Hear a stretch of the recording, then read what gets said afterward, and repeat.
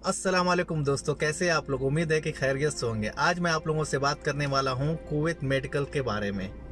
Kuwait medical में क्या क्या चेक होता है, इंडिया में क्या क्या चेक होता है और कुवैत में क्या क्या चेक होता है। तो आज मैं आप लोगों को इसी बारे में बताने वाला हूं, फुल डिटेल्स देने वाला हूं। वीडियो को लास्ट तक देखें और चैनल पर नए हैं तो चैनल को सब्सक्राइब करें और बेल आइकन दबाना ना भूलें। तो चलो चलते हैं, वीडियो को शुरू करते हैं कि कुवैत मेडिकल में क्या क्या होता है और क्या क्या नहीं होता है। ओके, तो सबसे पहले हम इंडिया के बारे में बात करते हैं कि इंडिया में कुवैत का मेडिकल कैसे होता है। तो इंडिया में कुवैत का मेडिकल कराने से पहले सबसे पहले आपको जो है गम का कटवाना होता है। वो गम का आप किसी एजेंट के थ्रू भी कटवा सकते हैं, या आप किसी ऑफिस के थ्रू कटवा सकते हैं, या आप खुद भी काट सकते हो, या फिर आप किसी दुकान वाले से जाके काट सकते हो। तो कौन सा बेटर है, ऑफिस बेटर है, एजेंट बेटर है या किसी दुकान वाला।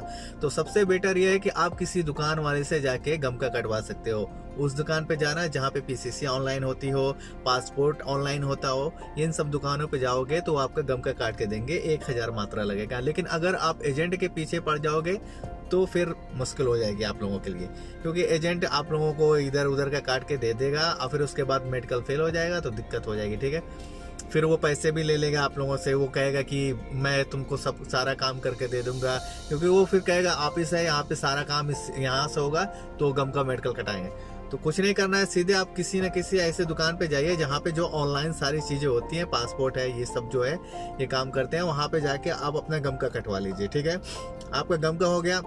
उसके बाद कोई भी सेंटर का, चाहे लखनऊ, आप जिस भी सिटी में रहते हैं, मुझे अगर कराना रहता है तो मैं लखनऊ जाता हूँ। आप जिस सिटी में रहते हैं उस सिटी में कहाँ पे गम का सेंटर है, वो जहाँ से आप ऑनलाइन करवाएंगे वो आपको बता देगा। ठीक है, अच्छे से सारा बता देगा।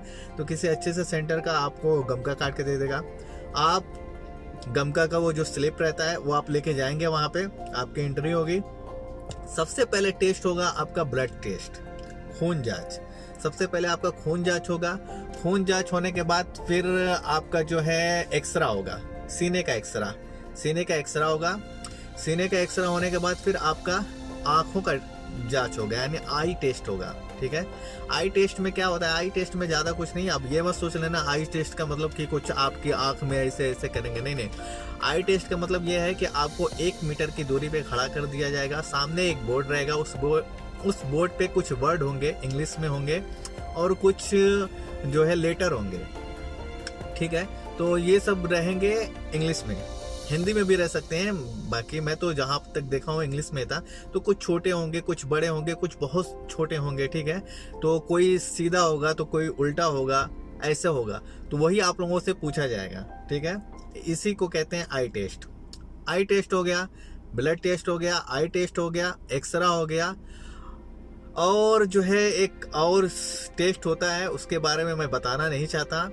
ठीक है, उसके बारे में बताने में शर्म आ रही है, तो खैर फिर भी मैं बता देता हूँ। जो है आपका पैंट, जो है आपका पैंट थोड़ा सा नीचे करके देखेंगे कि कोई दाग वाग तो ऐसा नहीं है, ये होता है। ठीक है, तो ये सब टेस्ट इंडिया में होता है। ठीक है, कुवैत में क्या होता है, कुवैत में बस 2 टेस्ट होते हैं। कुवैत में फालतू ये सब टेस्ट ज्यादा नहीं होते, सिर्फ 2 टेस्ट होते हैं कुवैत में। इंडिया का इसलिए ज्यादा होता है क्योंकि ऐसा होता है कि यहाँ पे आने के बाद अगर किसी चीज में फेल कर देता है तो सारा पैसा बर्बाद हो जाता है। क्योंकि यहाँ पे अगर आके मेडिकल में आप फेल हो गए हो, और आप यहाँ पे अगर दवा दिया है, अगर दवा खाने के बाद भी फिर भी आप दोबारा करने जाते हो, फिर भी फेल हो जाते हो, तो फिर आपको कुवैत से वापस भेज देगा इंडिया, या जिस भी कंट्री के आप होंगे वहाँ पे आपको भेज देगा। ठीक है, आप यहाँ पे काम नहीं कर सकते। इसके लिए कुवैत का सबसे हार्ड मेडिकल होता है, बहुत हार्ड मेडिकल होता है। तो इसलिए इंडिया में बहुत सारी जांचें होते हैं, जैसे ब्लड जांच होता है, फिर उसके बाद एक्सरा होता है, फिर आंखों का टेस्ट होता है, और वो जो मैंने बताया समझ रहे होंगे, पैंट नीचे करके। ठीक है, ये सब जो है अच्छे से चेक करते हैं। सब कुछ बेटर है ना, सब कुछ अच्छा है ना। फिर उसके बाद जो है, चलो ये तो इंडिया का हो गया, इंडिया का समझ में आ गया आप लोगों को।